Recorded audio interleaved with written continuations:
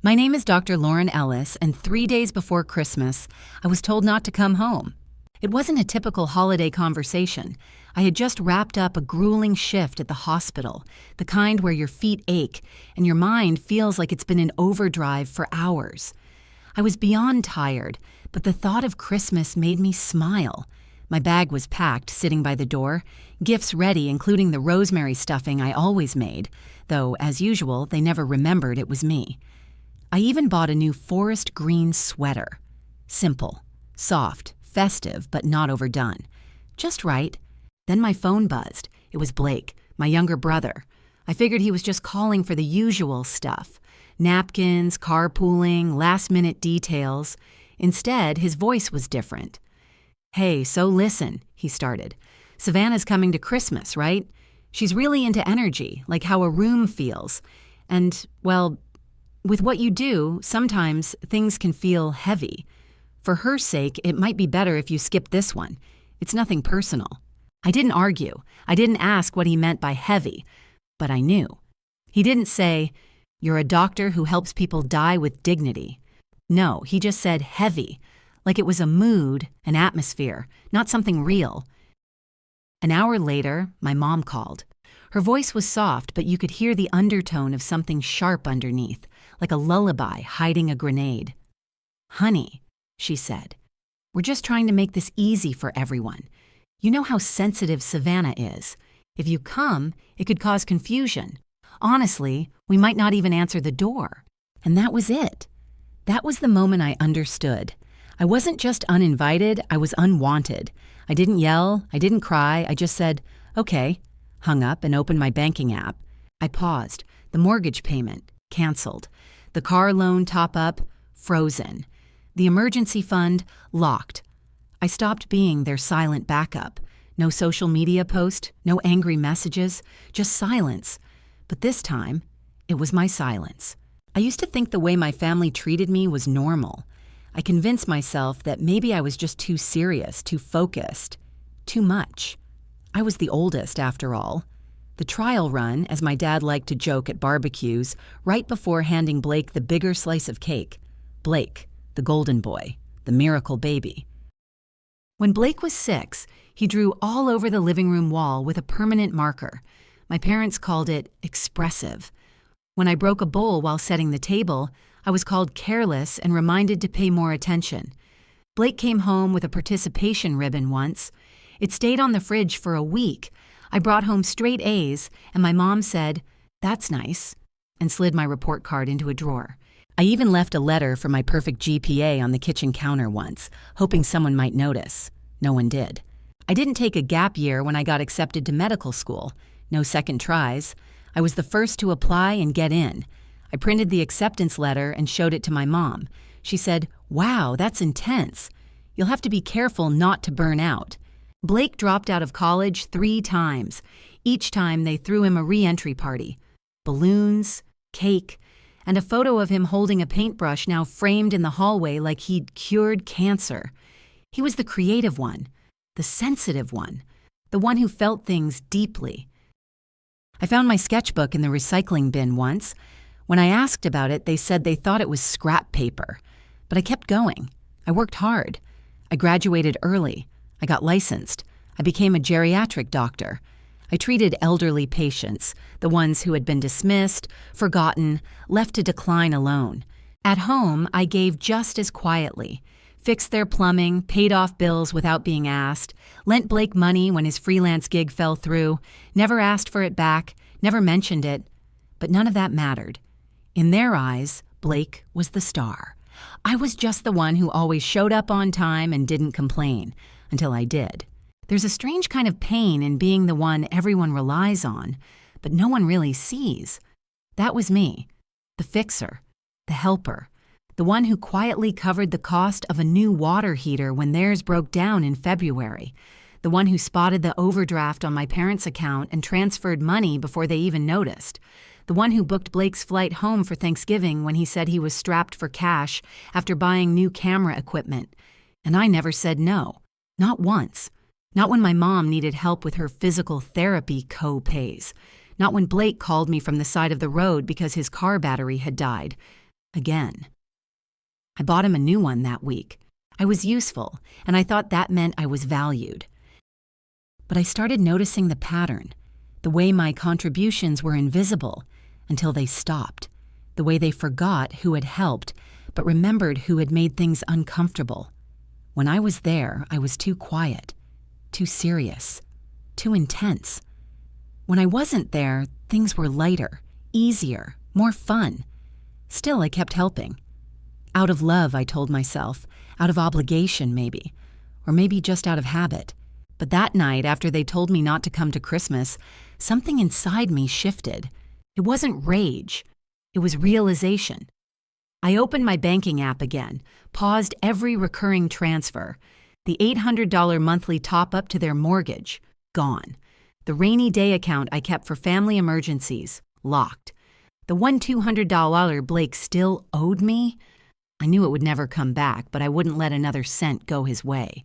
They wouldn't feel it right away. That's the thing about being silently useful. It's only when the support disappears that people realize it was there at all. I didn't announce my withdrawal. I didn't post some passive-aggressive quote online. I didn't even tell my friends. I just let the silence settle in, and for the first time, it felt like peace. Christmas came and went. I spent it alone in my apartment, curled up with a mug of hot tea and a blanket that still smelled faintly like rosemary and fabric softener. I didn't open the gifts I had wrapped. I didn't light the tree. I didn't cry either. I just sat still. There was a strange power in not showing up where I wasn't wanted. But the day after Christmas, my phone buzzed. Once, twice, 3 times. First, my mother called, then ignored my calls, then a text. "Can you answer? You've done enough damage already." My stomach dropped. Then another call, this time from Aunt Claire, the only one who still sent me birthday cards with little handwritten notes inside. I answered. "What happened yesterday?" she asked softly. "They're saying you ruined Christmas, but you weren't even there." I blinked, stunned. "I ruined it." She hesitated. "Yeah, something happened with Blake's girlfriend, Savannah. She left early. There was yelling, and your name came up." That was all she knew, but it was enough. Later that evening, Aunt Claire called again. She'd pieced together more. Apparently, Savannah had seen a photo of me in their living room. Just an old snapshot, probably from a birthday years ago, and she recognized me. "You saved my grandmother," she had said. "You're Dr. Lauren Ellis." The room went completely still. "Savannah," Claire said, then asked if I was the sister they talked about, and whatever she heard next made her quietly gather her things and leave. I didn't need the details. I could imagine it all too well. They probably joked about me as they always did, that I lived in hospitals, that I made things too serious, that I was hard to love. Maybe they even repeated that awful line Blake once said, "Lauren is basically death in a pantsuit." But this time, someone else had been listening. Someone who didn't grow up believing that cruelty was just how family speaks. Someone who remembered the doctor who stayed by her grandmother's side when every other physician had given up.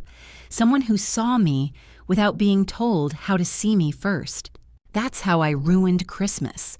By not being there to maintain the illusion, by not showing up to smile politely while they carved me into a cautionary tale, by being remembered unexpectedly for the good I had done for someone who wasn't them.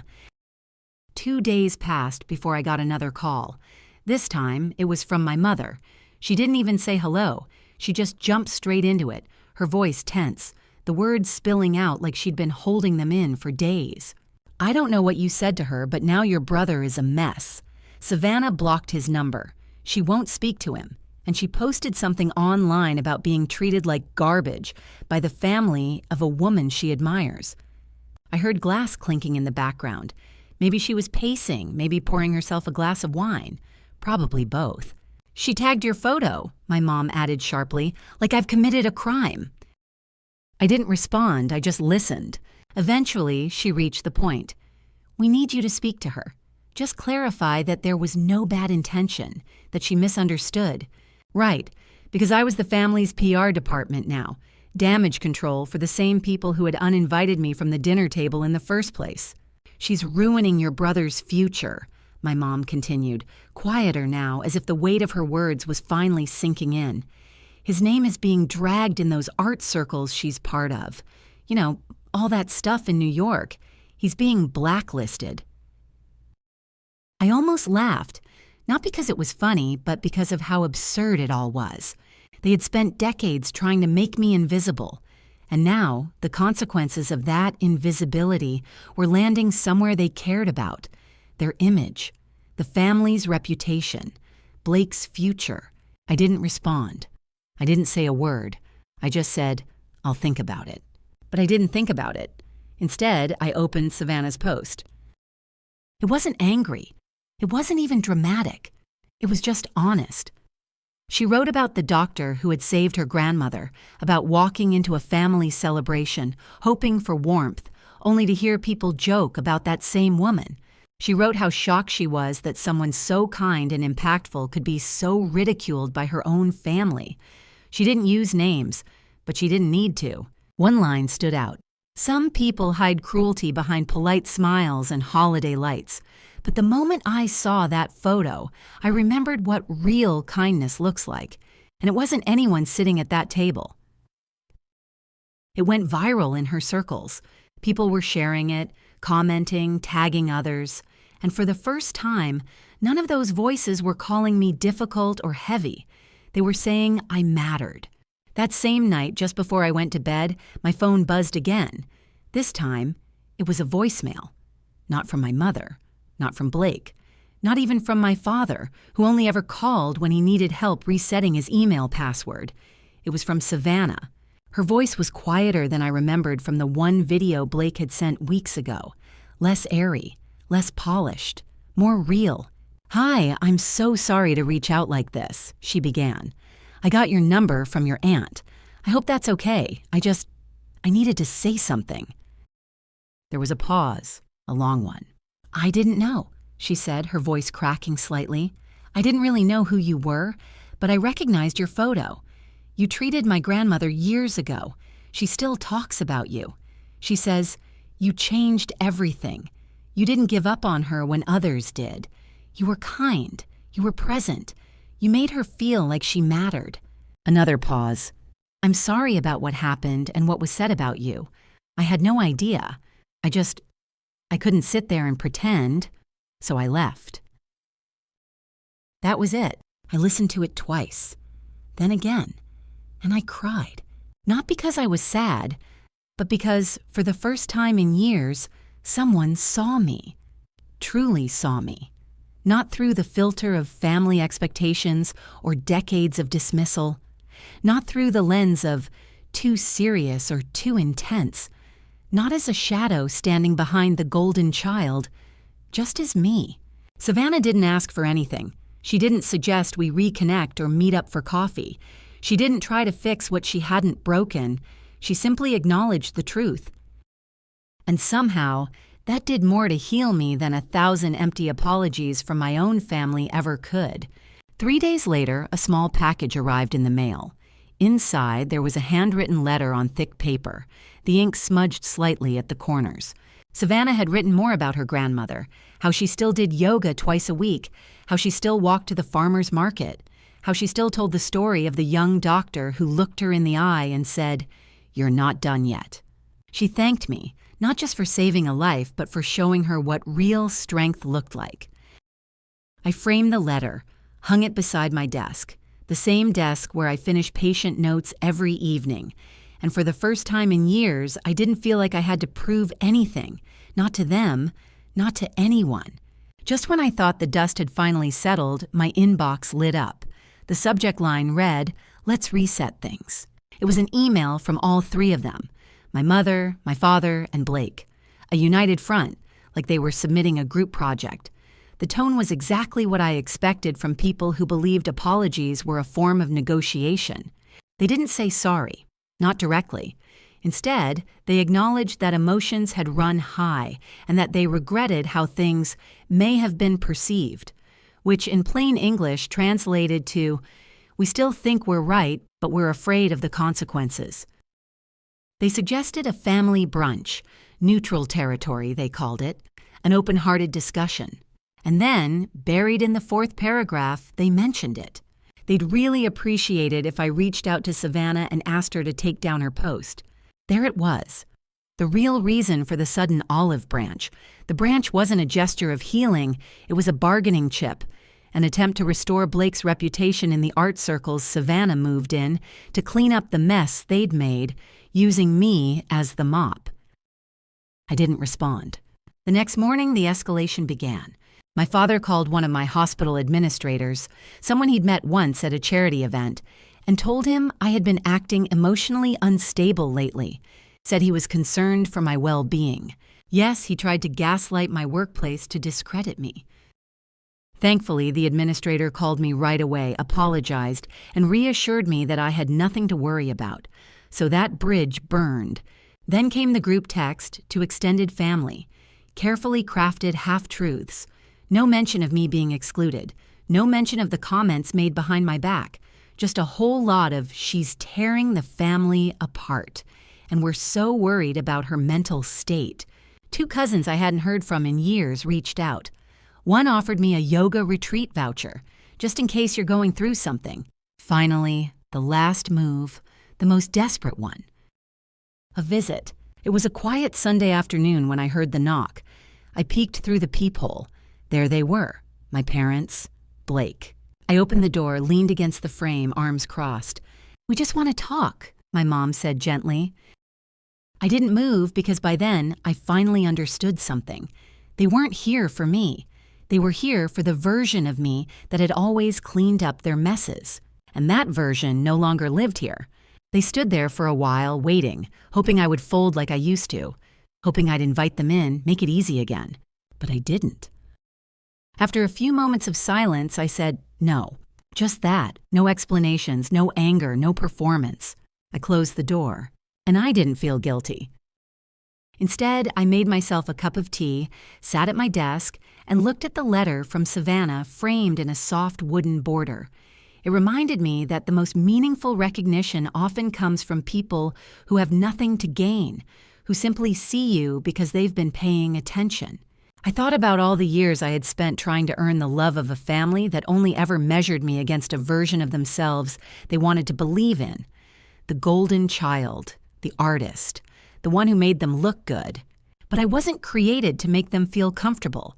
I was born to heal, to hold hands with people on the edge of goodbye, to listen when others turned away. And in doing that, I had made a difference, a real one. I didn't save lives for praise. I didn't cancel payments for revenge. I didn't walk away to prove a point. I walked away because I finally saw the truth. And once you see it, you can't unsee it. There's power in silence, in choosing not to explain yourself to people committed to misunderstanding you. There's strength in setting boundaries and keeping them, in knowing that your worth doesn't need a family consensus to be real. As I filed my patient notes for the night, I felt something I hadn't felt in years: peace. So, to anyone out there who's been made to feel like they're too much, too serious, too inconvenient, let me tell you this. You are not too much. You are not the problem. And you never needed to shrink to fit into someone else's story. Write your own. And if this story resonated with you, if you've ever been made to feel invisible by the people who were supposed to see you most, please take a moment to like, share, or comment. Because sometimes the quietest stories carry the loudest truths, and sometimes not showing up is the most powerful thing you